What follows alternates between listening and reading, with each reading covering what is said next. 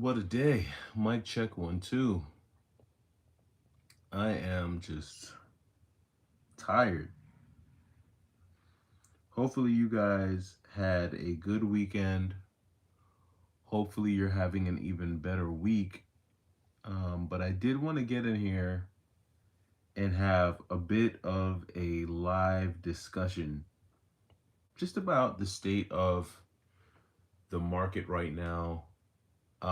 This is usually the time of year where I do less hunting and and by when I say less hunting, it doesn't mean that I'm not looking for video games at all. What it means is that I'm not like running around all over the place trying to find video games. I might go to like my local GameStop and things like that, but primarily where I try to capitalize around this time of the year is I really try to maximize trades because this is usually the best time of year to get some trades going because most people, well, I guess depending on where you live, I shouldn't say most people, but a lot of people, depending on where you live, won't be like in the field as much.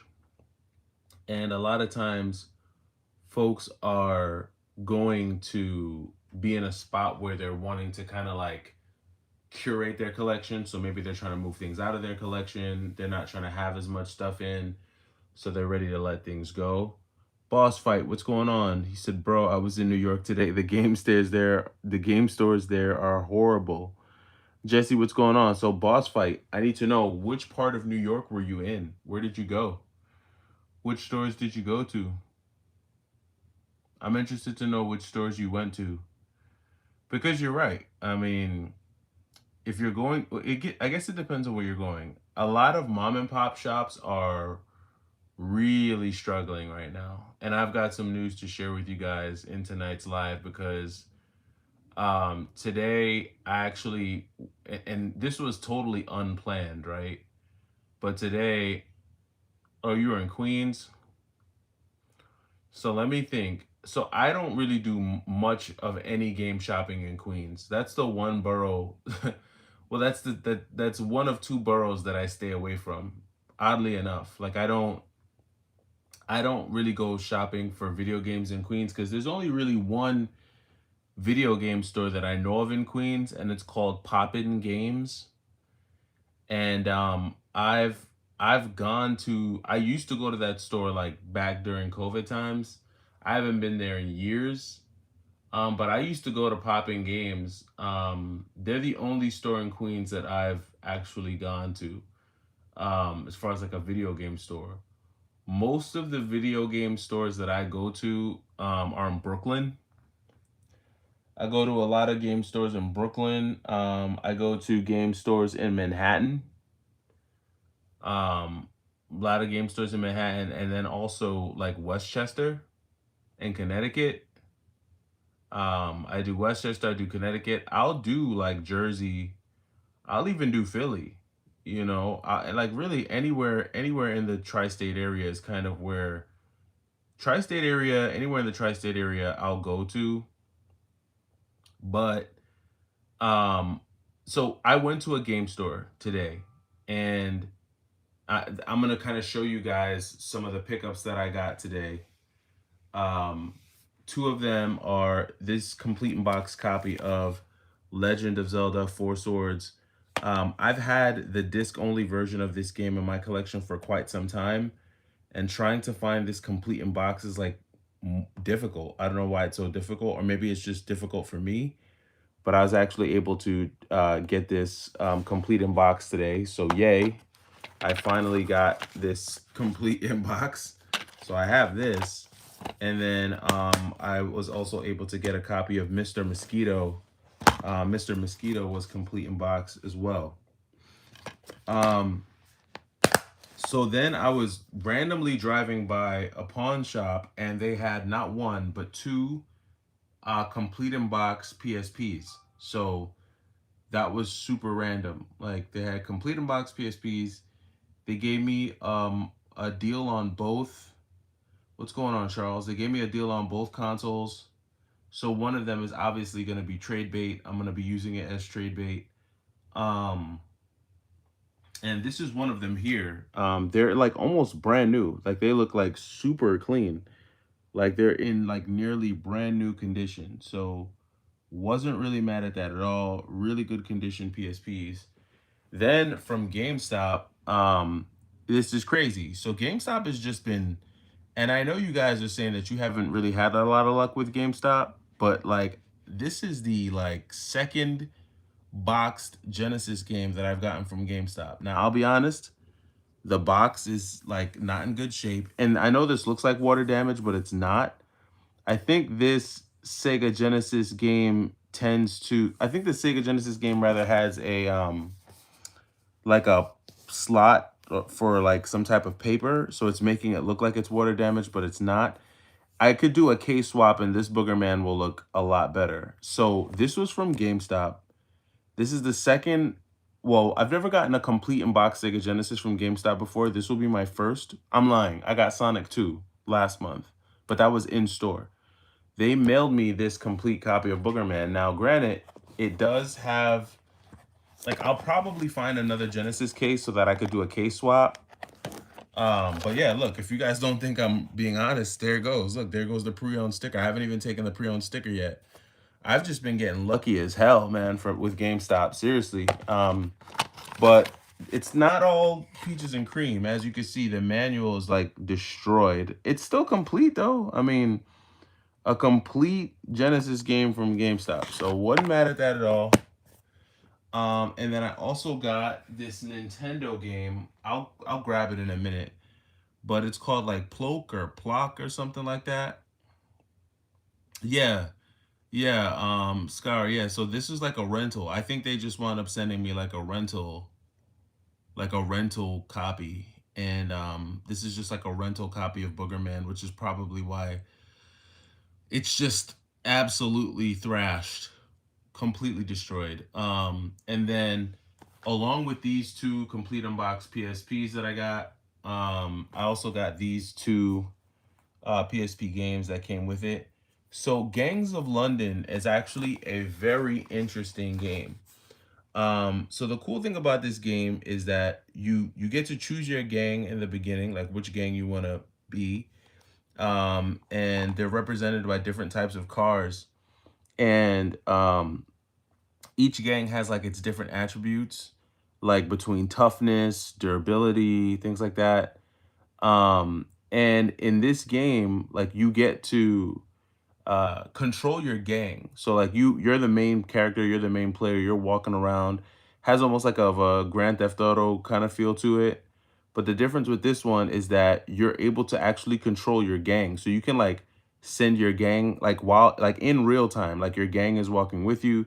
You can send them out ahead of you to attack people.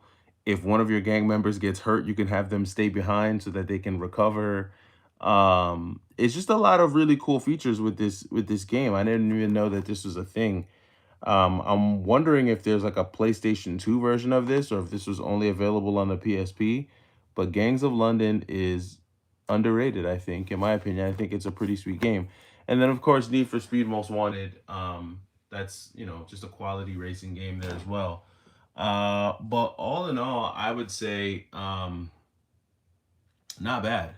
Not bad. I've had a solid past like 3 or 4 days, especially when you consider like everything I was able to get the other day. And these were all GameStop pickups. All of these were from GameStop. Um, uh, the two games that aren't here are Silent Hill 4 and Silent Hill 2. But all in all, pretty good stuff. Let me see. Did I miss anything? Let me see. PA and NJ have some good stores. What's up, Charles? PSP battery tends to leak. Yeah, so that's why I grabbed these two. So what's crazy is that I almost purchased a PSP online from GameStop because I think they have them for like 80 bucks because my PSP, the PSP that I've been using, what happens is if I'm playing a game and I want to stop the game, if I press the PlayStation home button, it doesn't go to the home button.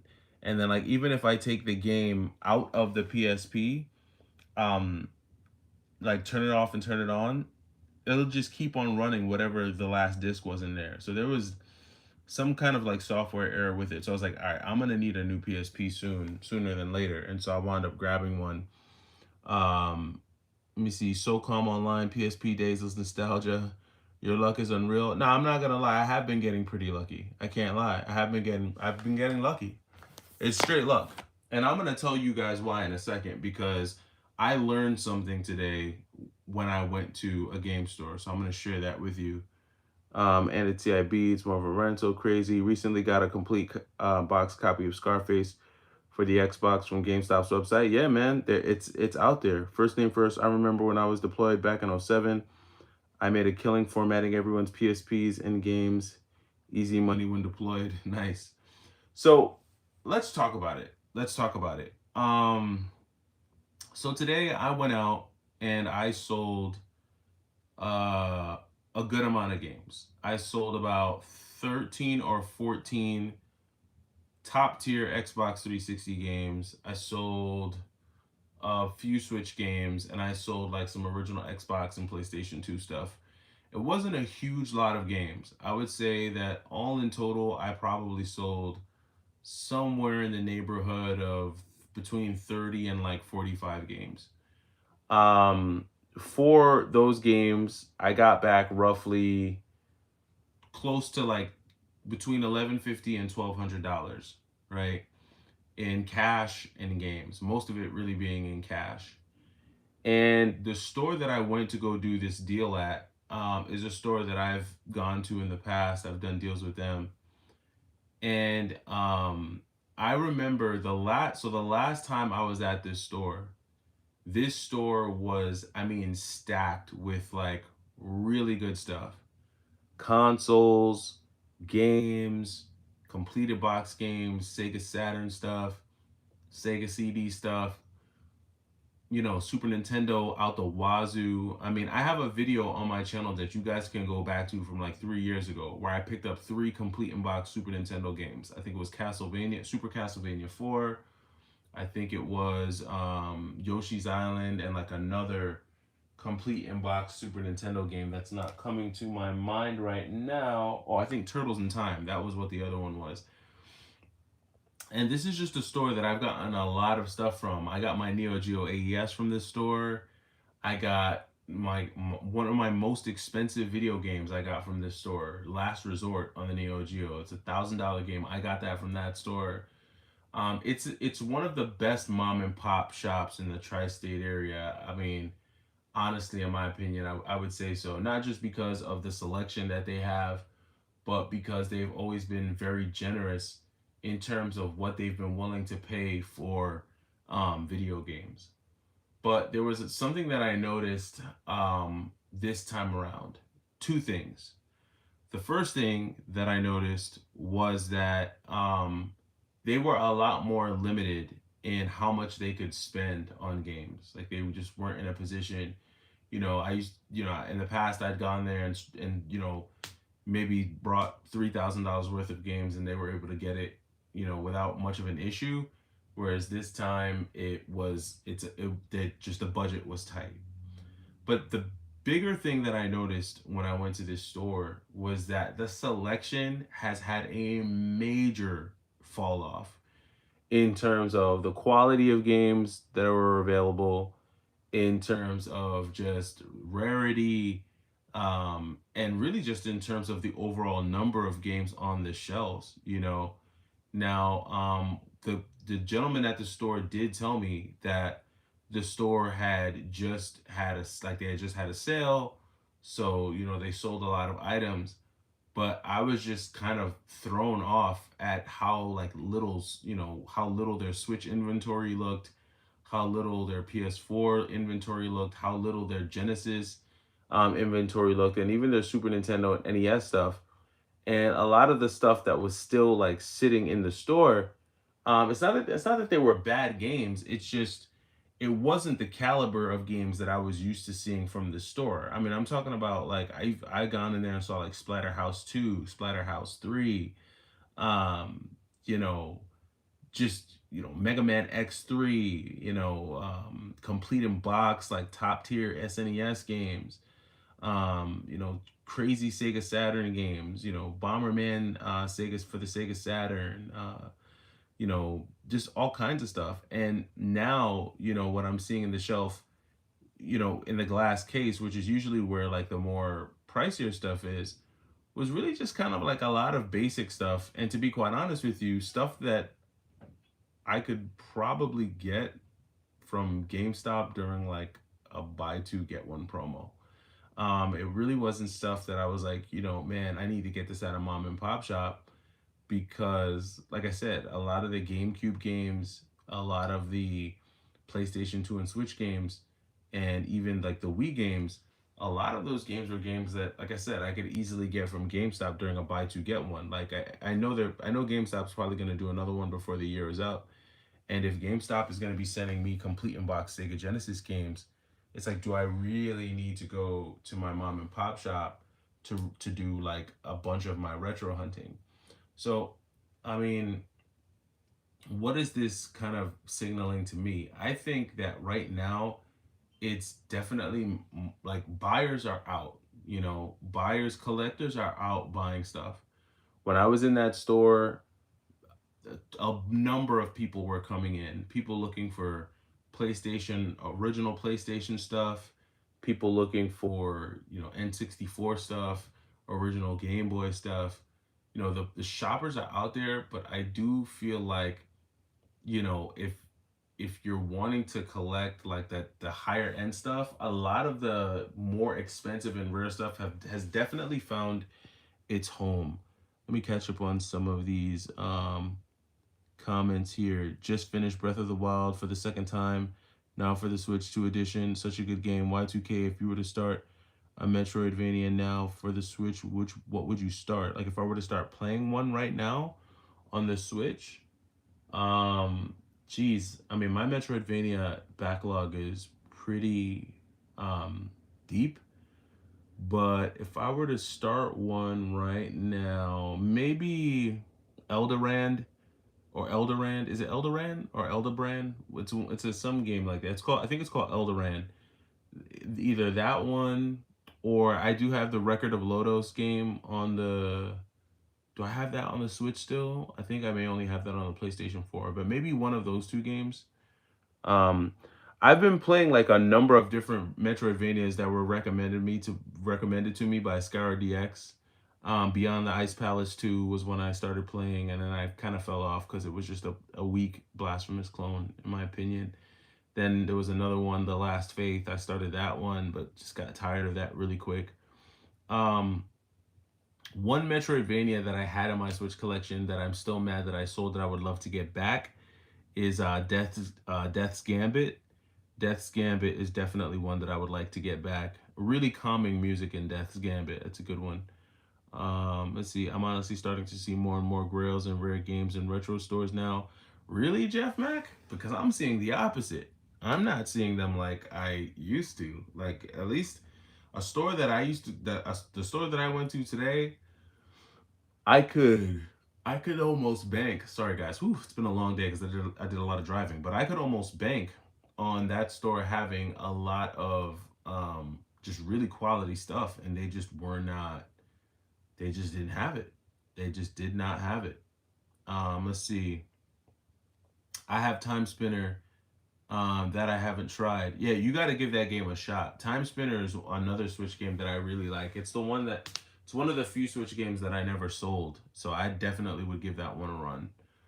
Last two weekends, got lucky and found some. Let me see, who is this? This is Crew Kurgan wins. I think that's how you say that. Last two weekends, got lucky and found some great Wii games at a garage sale and a thrift store. Nice, nice. Matt 77. I love Mr. Mosquito. Nice. Scar said, we may experience deflation where no one is buying, and this will force sellers to drop their price below. I like Bloodstain, Ritual of the Night. Oh yeah, Bloodstain's pretty good. Is that the second one or the first one? I think no, I think that's the second one because you got Bloodstain, Curse of the Moon. That's like the NES kind of one. Also playing After Image. After Image is pretty cool. I had that one too. Sold it, got rid of it. I do have Eldoran. Yeah, Eldoran is pretty good. Shadow Labyrinth is another one that came out recently. I've heard of Shadow Labyrinth. So there's one that I wanted to get my hands on and never got my hands on it. 9 Years of Shadow. You guys ever hear that one? 9 Years of Shadow. I think that one came out. I was waiting for it to come out on physical, and then it finally came out, and then I didn't get it because I wasn't collecting for the Switch. But I think it's more expensive now. 9 Years of Shadow is a pretty interesting looking one as well. Scar, I've already beaten. Bloodstain is excellent.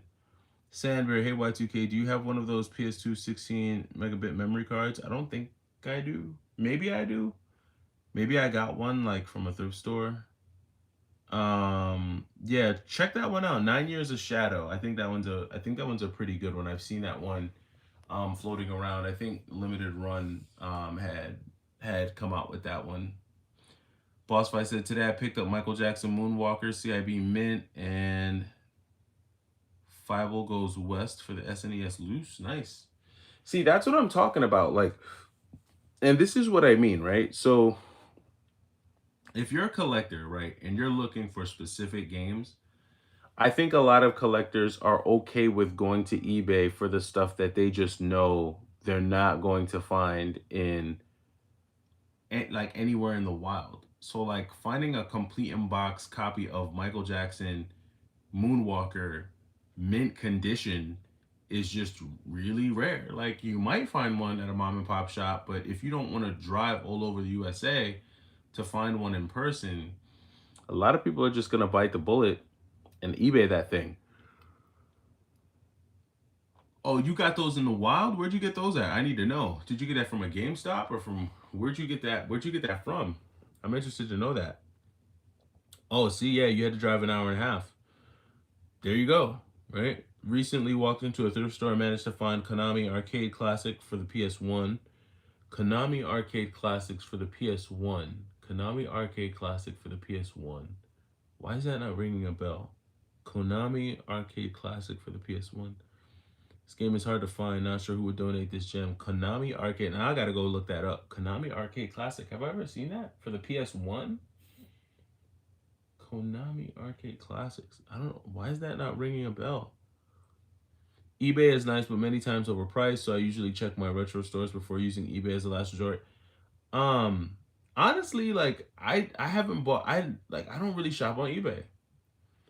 I don't shop on eBay because I'm not like looking for any specific video game. Like if it like the last game or one of the last games that I bought on eBay was a game that I just was not finding anywhere and I knew I wasn't going to find it. And that was Steel Assault on the Nintendo Switch. And that's because that's one of those limited run games that came out. Um I didn't hear a lot of people talking about it. I bought it before it came out on physical. I had to download. It's a very cool game. It has that whole like 90s aesthetic, that whole arcade aesthetic to it. It's pretty much an action platformer with an interesting mechanic where you're able to like use these two grappling hooks to like suspend yourself between corridors, and it becomes an intricate part of you maneuvering through levels and even beating bosses. So, Steel Assault was the probably the last eBay game that I got because I just couldn't find anything else.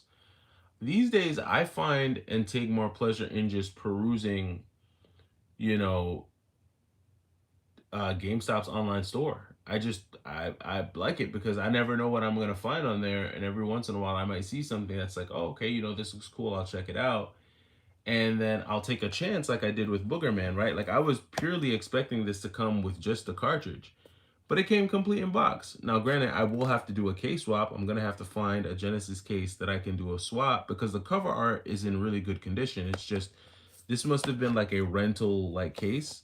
So it's definitely got some wear and tear, but the cover art's intact. Thankfully, no one was dumb enough to put a GameStop sticker on the actual cover art, so that can be salvaged. And I just need to find a case with a hang tag, pop this cover art out, do the swap, and then we should be good to go. So it's always interesting when you do place an order with them, and you look up and they've sent you something complete in box. So that's always fun. And then when I go into the stores, I just go into the stores because I never know what I'm gonna see. Like I have multiple retro Game Stops within driving distance. So I'm able to run into a lot of like retro stuff. So I am lucky in that way, but you know. Jesse says I eBay everything. She says I eBay everything. Too many resellers in my area, and GameStop isn't a retro one. Yeah, I mean, I feel you. If you're in that type of a scenario, I mean, I feel you got to do what you got to do, you know. And this is why I say like video game hunting and how you feel about the retro gaming market is going to be based on your local area. You know, it's a local thing. Um, it is very much a local thing, I would say. But coming from someone who is in a major city that's jam packed with resellers, that has a plethora of mom and pop shops, that has a wide number of Game Stops, um, you know, it's a buyer's market in some instances. And if you're looking to build your collection, now is a good time to do it. I wouldn't start with games like Mr. Mosquito, but if you're looking to build your collection, you can definitely do that, and I think you'll have some luck. Now, there's a few things that are happening as well in the background because, like I said, I picked up two PSPs today, and I got them from a pawn shop. Now, couple things that are going on. A lot of people are really getting strapped for cash. You know what I mean? A lot of people are really feeling the financial pinch and they're starting to sell a lot of stuff. And you're going to start seeing a whole bunch of stuff in your local pawn shop. You're going to see a lot of Louis and Gucci and Jordans and video games and electronics and cameras and stuff. I would keep your eye on your local pawn shop over the next 3 months or so because there are a lot of people that are getting ready to cough up the non-essentials so that they can get the stuff that they need. And it's unfortunate when people are in that financial position and you never want to capitalize on someone else's like financial hardship, but somebody's going to go in there and buy that stuff. And if you're there, if you happen to be there, it might be an opportunity for someone who's looking to collect on the cheap. You know what I mean? It just might be an opportunity. Let's see. Konami Arcade Classics PS1 isn't well known. I'll have to look that one up. I never heard of that one. Boss Fight says this will be a controversial take. Well, let's hear it. But Whatnot helps me secure a lot of rare games. Some of the sellers who sell their collection, you may get a deal.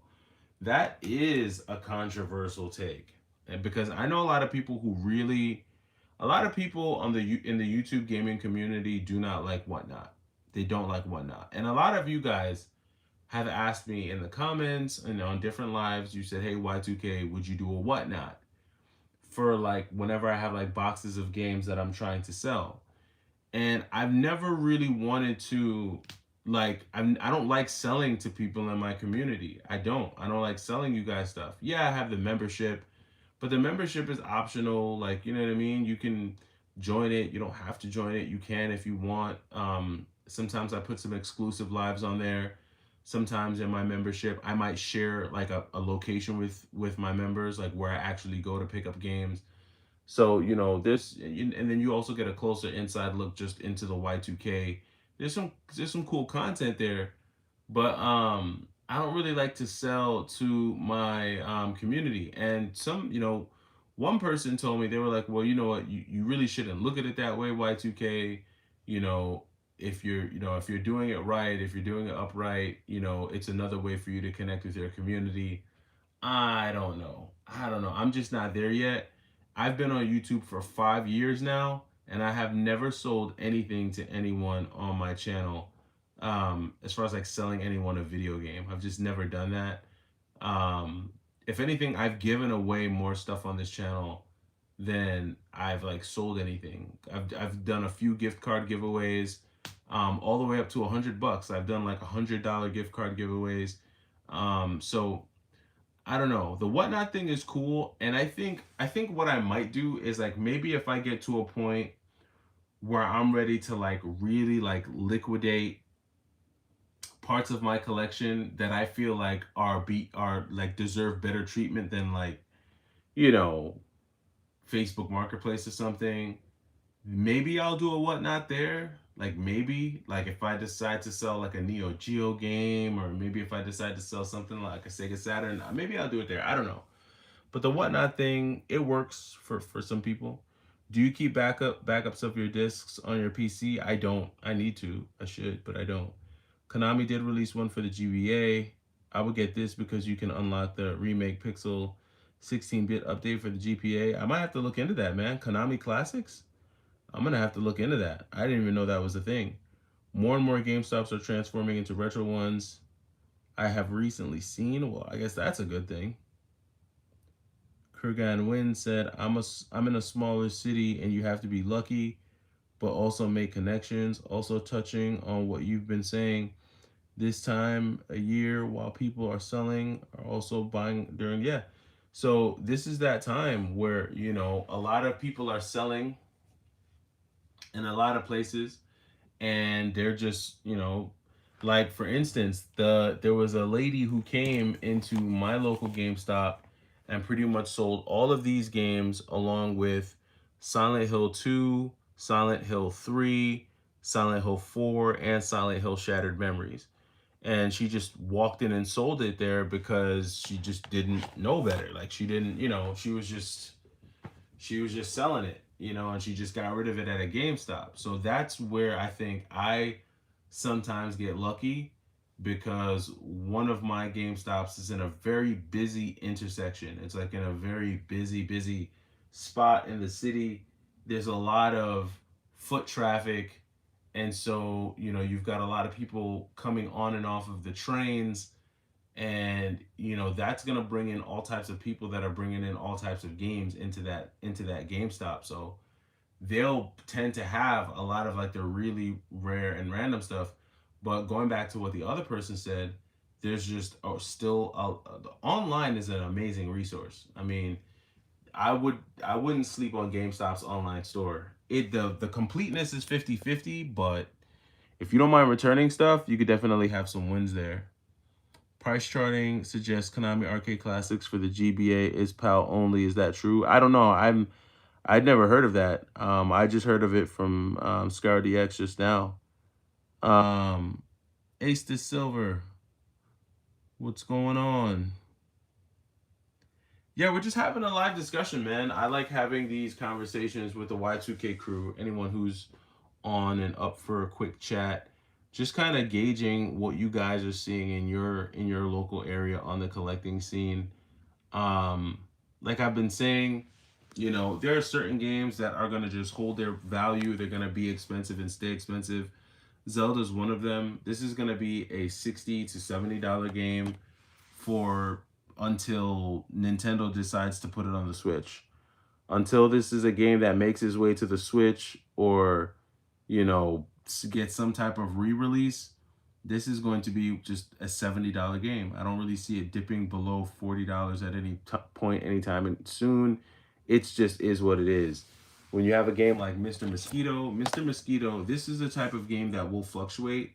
It will go from being maybe, you know, maybe $70, $80 up to like 120, then back down to 100. And this game will kind of wiggle around the $100 mark for years to come, unless again it gets a remake or something causes the price to drastically drop or go back up. But these games are going to be expensive, and they're not the best place to start a collection.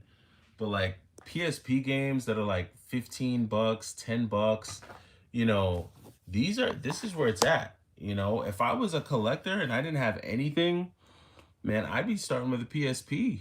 PSP is like still relatively cheap. Scar says, nope, there is a North American version. I picked it for cheap. CIB. It is one of those stuff people usually don't pick up. Is it like the older Konami games? Like the older arcade games? Like nothing from the 90s, more like the 70s stuff. It has bad cover art with beige orange box and the game. I think I know which one you're talking about now. Yeah, I think I know which one you're talking about. I think so. Sandbear is getting a PSP nowadays worth it? I think it is if you're like okay with, getting replacement batteries and stuff. I think a PSP is worth it. I think the library is solid. It's super solid, actually. A lot of really good RPGs on there.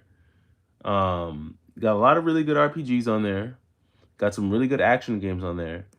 And what it doesn't get enough credit for is that you can watch movies on there. It's not like you can't download movies on there, but you've got physical media that you can play on there. In the UMDs, you got UMD movies that you can play on the PSP, which I think it's underrated. I think it's so underrated. If you're a person who's willing to collect like DVDs and Blu-rays and stuff, get yourself a PSP and start getting those UMDs. First of all, a lot of those UMDs are cheap. That's part one. Part two, the picture quality is decent enough. I'm not saying it's like 4K or anything. It's not super clear, but it's decent enough. You know what I mean? You can get you a good stack of UMD movies at a pretty good price. The only thing that I wish is that I wish you could still connect them to the internet. Like, I'm sure there's a way that you can still connect a PSP to the internet in 2025, but I don't have the type of internet that will allow the PSP to connect to it. It would just be so sick to try and access the PlayStation Network. I mean, I know you can't. I know they cut the PSP off like a couple years ago. But it's just so nostalgic to use this device that had the capabilities that was at the very early stages of portable devices with internet download capabilities. um and it's just it's at that, the PSP is at that point, right, where it's like it's modern enough and old enough at the same time, which is so frustrating. Like, it's modern enough to have the internet, but it's too old to really have a usable internet interface. So it's like a teaser in that way. And it's just so interesting. It's like driving a car. Like for instance, I remember back in the day I had a BMW that didn't have remote start, or like, how most cars today, when you get in, you don't have to put in a key. As long as you have the fob in your pocket, if you just get in the car and hit start, the car will start up. But like, right before that generation of vehicles, BMW had this thing where you had a fob, but you still had to put the fob where like the key would go. And but like you couldn't just walk into the BMW and like hit start and the car starts. You had to put the fob in. But it was a feature where like if you stopped the car, took the fob out, and then immediately started it back up again, you could start the car without the fob in it. So it's like it was new enough to be able for the car to start without any type of key entry or fob entry, but it was still too old to have that true fob interface where you don't have to do any of that. You could just walk into the car and start it.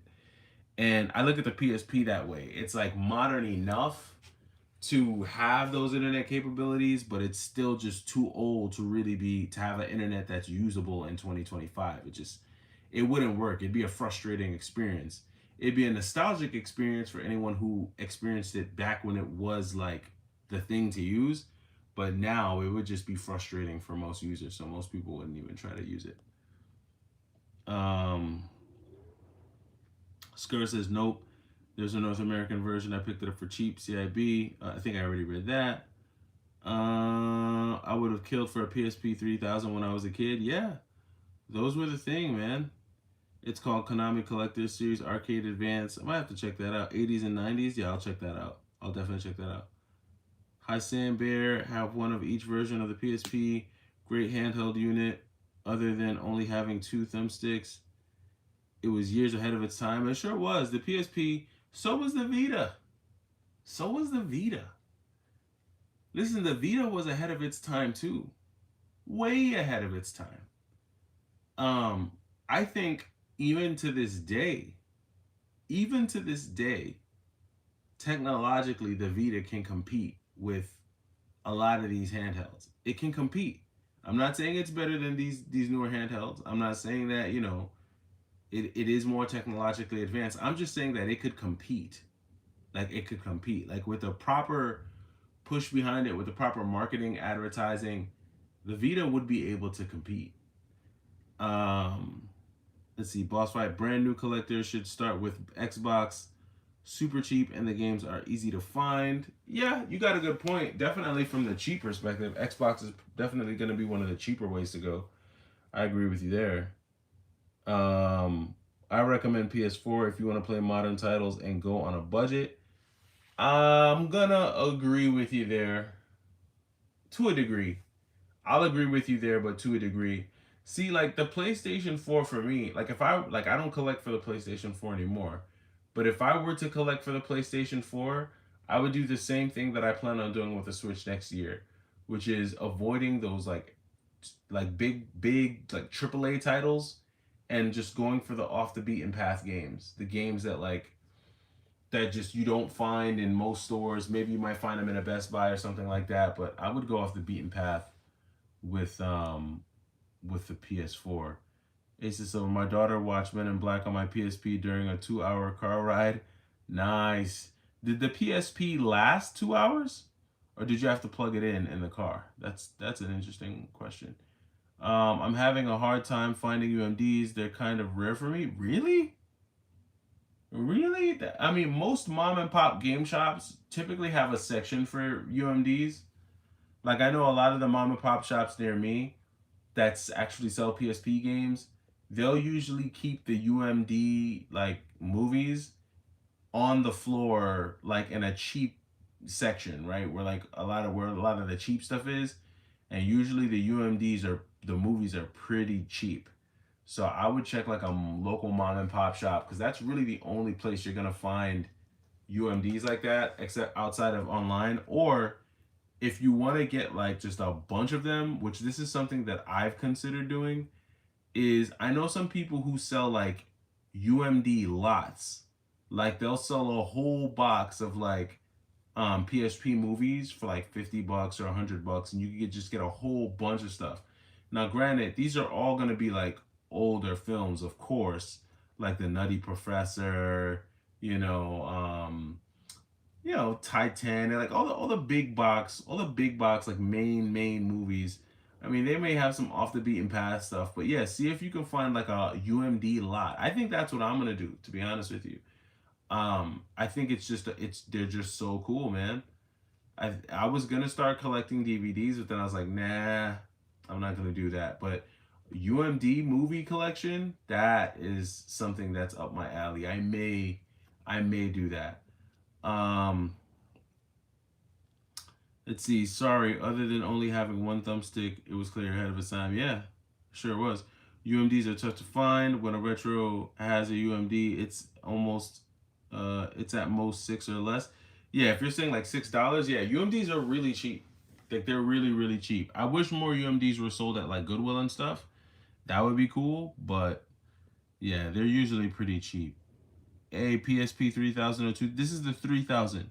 So today I got lucky and ran up on two, not one, but two PSP 3000s. Was able to pick them both up today. So it's been a very busy week. Ace of Silver, I agree. What about the Vita? I heard it can run PSP games. Yeah, I think you can download PSP games. You can't play like the actual games on the Vita. It just won't fit. It's two different types of media. Jeff Mack, it's a shame Sony decided to abandon making any more handhelds. Yeah, I mean, yeah. But I feel like everyone's abandoned making handhelds. Like who still makes handhelds that like makes the game for the handheld? And we're not counting the Switch. Like which gaming company has a handheld console where games are coming out for it? And I don't want to hear about the Chromatic. Like save that. I'm not talking about the Chromatic. I'm not talking about like Evercade or any of that stuff. I'm talking about a dedicated handheld console. That's not something that companies do anymore, and I don't think they're going to. I don't see that coming down the pipe anytime soon. Because the last console that last handheld that Nintendo made before the Switch was like what, the 3DS XL or something like that. I think, right? Did Nintendo make any other handhelds outside of that before the Switch? The last Sony handheld to come out was the Vita, I think, if I'm not mistaken. If I'm wrong, you guys can let me know down in the comments. But I'm pretty sure like the 3DS and the Vita were like the last real dedicated handhelds that got their own media. You know, these handhelds they don't have their own media. They're all like digital streaming devices. Like they're not like devices where you can actually own physical media for them. So,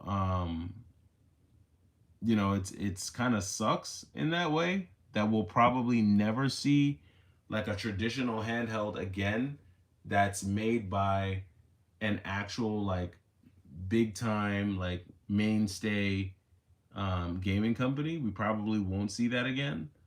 Um, yeah, we probably won't see anything like that again. I've been hearing rumors about different things, but I just don't see that happening. Um, PS3 games, especially Xbox 360 games, are super cheap on eBay. Yeah, I mean they've come down. The 360's come down a lot. Like it came down a lot.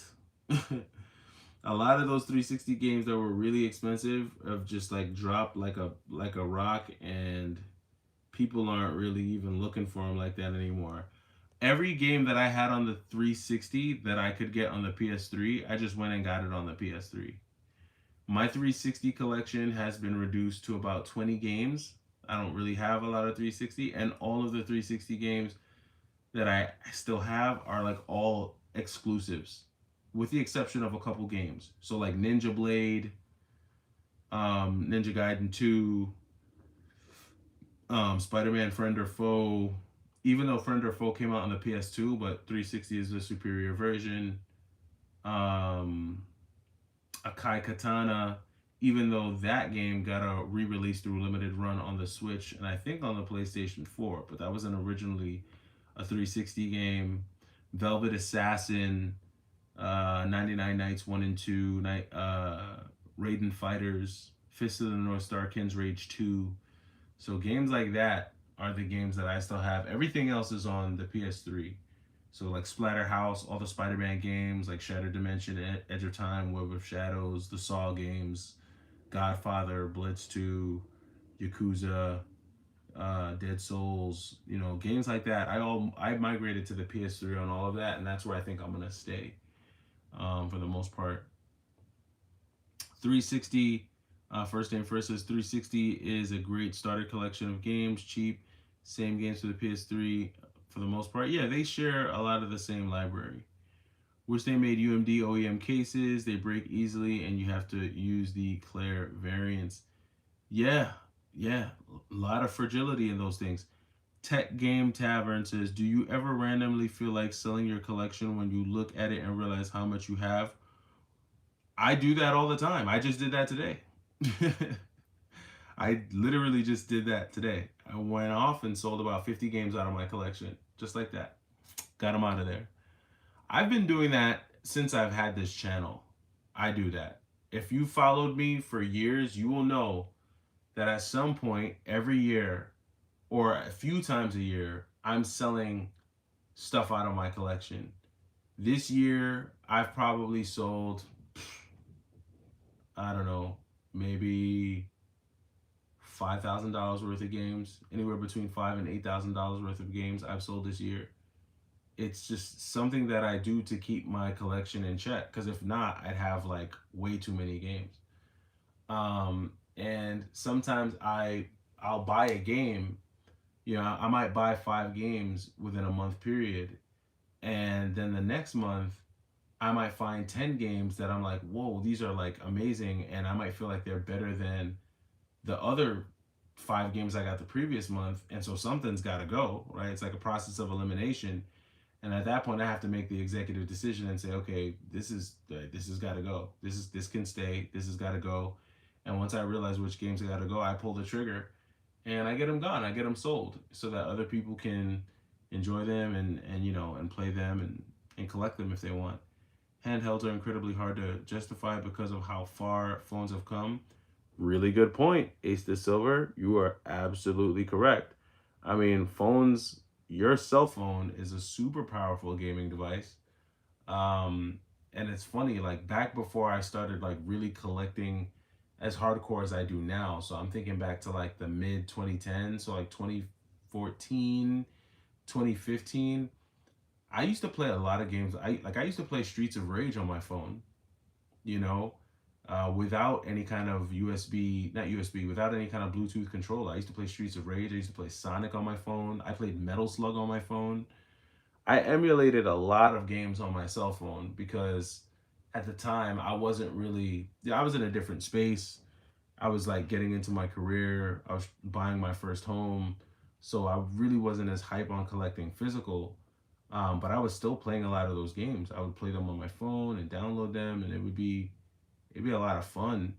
But you're right, your phone is like a very powerful gaming device. You know, you could do a lot of damage with it, especially if you've got like a larger screen and stuff. And then now they have these devices that truly allow your phone to become almost like a portal or something, or, you know, like the PlayStation portal. It allows them to have like actual grips and buttons. So, you know, really good stuff there, man. First thing first, I just really started collecting again from scratch. PS3, I gotta make sure I don't overdo it.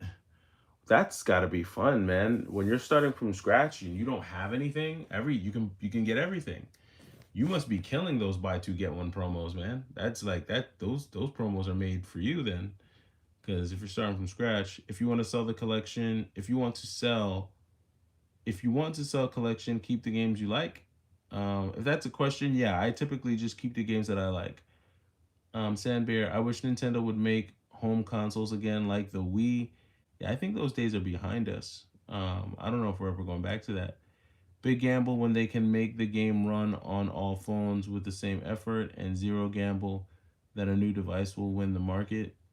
Yeah, yeah. Hyperion Studios, PSP sounds like someone whispering. That's funny. That is funny. Um, but phones don't have physical buttons like handhelds. They're not dedicated gaming machines. This is true. We call it the purge. That's exactly what we call it. We call it the purge. I need to do that. I can easily eBay them, but I look at that stack and don't feel like doing the work. Do you just go to a game shop? Yeah, I'm not about to be like listing games on eBay like that. Like maybe like one day when I have more time, but right now I don't have the time or like the ability to do that. Cuz selling games individually on eBay is a lot of work. You know what I mean? If you list like 50 games on eBay, first you have to deal with like 80% of those games just sitting. Like they're not going to sell right away. Then you might sell like 10, not even. You might sell like 5 to 10 of them. And once they sell, you got to have the infrastructure to process that. You have to package them, you have to label them, you have to drop them to the post office. And it could be annoying because let's say you wake up one morning and you sold 3 games on eBay and you have a jam packed day because you have a bunch of stuff to do. Yeah, you can like, package them all up, take them all out to the post office, drop them off, and then go about your day. But then if while you're outside, you get a notification that you sold 2 more games, are you gonna then go home, package those 2 up, and then run back to the post office? Like it's just a lot of back and forth to the post office, the labeling, the packaging. It's just a lot. And yes, will you ultimately get more for your money through eBay? But nah. I just take it down to a mom and pop shop, and the mom and pop shop that I've taken my games to, they basically give me the same value for the games as I would get if I sold it on eBay, like minus like eBay selling fees and all that jazz. I get pretty close to it. So it's like for all that work, no, I'm just going to take it to a store and sell it. To be honest, if I had a big collection, I wouldn't sell it because of their sentimental value. Yeah, I feel you. Yeah, I mean that's definitely there. GameStop have them and clear the game for 2. I picked up majority of them. Now it's going up in price for no reason unless you're into the oddities. I'm not sure which game you're talking about. GameStop have them and clear the game for 2. I'm not sure which one you're referring to. Buckeye Records, yes. PlayStation Backbone, yeah, the Backbone. That's what it's called. Yeah, they've got like little devices that help you, you know, that help you keep your stuff in check. But see, like now, now that I have Mr. Mosquito, I've got to find a home for Mr. Mosquito somewhere on this shelf. And it's probably not going to be able to fit up here. So I'm probably going to have to find a spot somewhere over here for, oh, the Nokia N-Gage. Yeah, I remember that. I remember that. But yeah, so now I'm going to have to find a spot for Mr. Mosquito somewhere on this PlayStation 2 shelf. And this is where like the purge comes in, right? Because clearly I can't fit everything on this shelf and I'm not buying another shelf. So something's gonna have to go from here, whether it's Tenshu or Dark Cloud or one of these games is gonna have to go so that I can fit Mr. Mosquito on here. Now I may get rid of Dynasty Warriors Gundam 2 on the PlayStation 2, primarily because I'm pretty sure I have it on the PlayStation 3. So I don't think I need to have this double up here.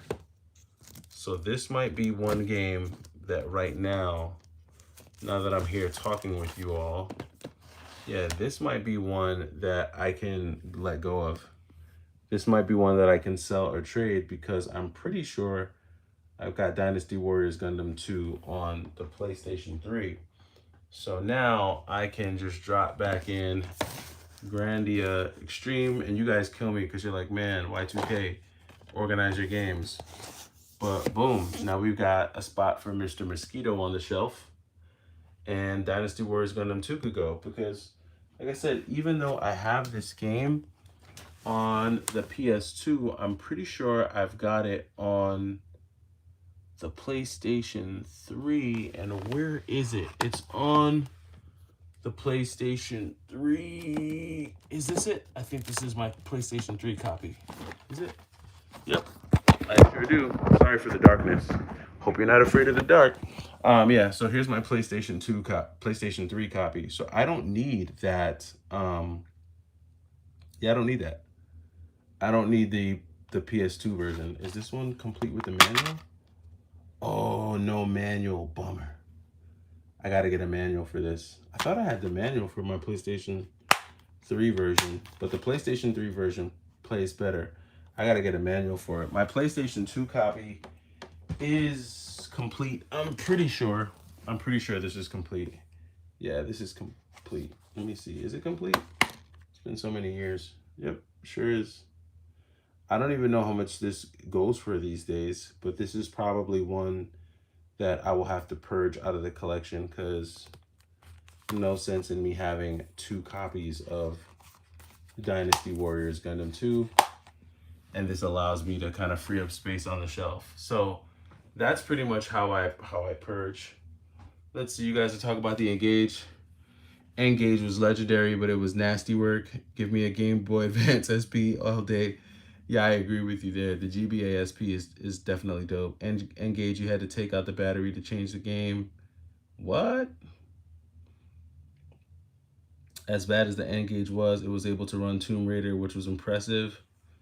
Dang, you guys got me wanting to go get an Engage. How do you guys feel? Are you team Neo Geo Pocket Color or Game Boy Advance? Pocket Color or Game Boy Advance? I mean, obviously the Game Boy Advance wins, just a much broader and stronger library, but for what it was, the device itself, the Neo Geo Pocket device itself was pretty sick. I'm not gonna lie, it was really sick. And being able to play Capcom versus SNK, I mean, the Metal Slug, I mean, really, Metal Slug was really what made this for me, being able to play Metal Slug. But, I mean, of course, we're going to say GBA. I mean, GBA is going to win it every time. Just the GBA library is just, it's undeniable. It's just too brolic. You just can't beat it. But guys, we are coming up on an hour. I did not intend for this to run an hour, and I am zonked. I'm about to go sleep like a baby. Hopefully you all had an amazing Monday. I will catch you all in the next video.